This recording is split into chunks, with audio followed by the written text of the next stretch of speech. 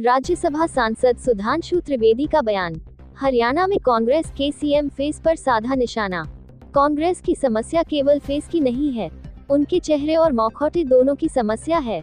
उनका सिद्धांतिक और राजनीतिक चेहरा क्या है समझ नहीं आता। ये चेहरे पर कई चेहरे लगा लेते हैं लोग। जनता उनका चाल चिंतन और चरित्र पहचान चुकी है। टीएमसी संसद के इस्तीफे की पेशकश पर इससे पहले शुभेंदु शेखर भी इस मुद्दे को उठा चुके हैं।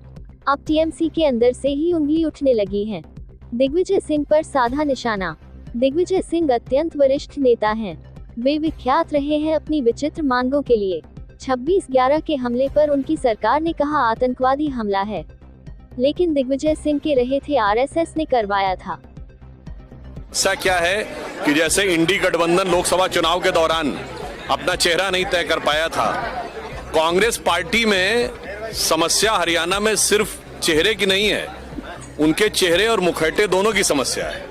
उनका सैद्धांतिक चेहरा कौन है, राजनीतिक चेहरा क्या है, यह भी नहीं समझ में आता। क्योंकि आप जम्मू कश्मीर में जाएं तो उस पार्टी के साथ गठबंधन में जो कहती धारा 370 हम दोबारा लाएंगे।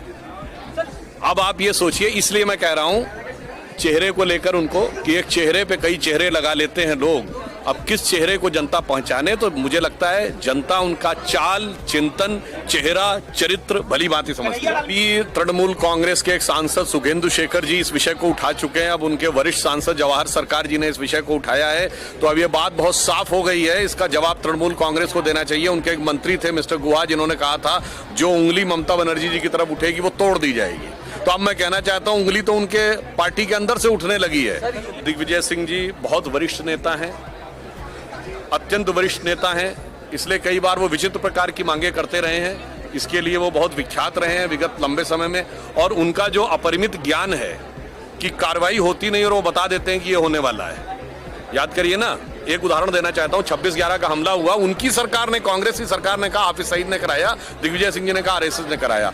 तो इतना अद्भुत ज्ञान जिन वरिष्ठ नेता के ऊपर हो तो उस पर टिप्पणी करना मैं अनाधिकार चेष्टा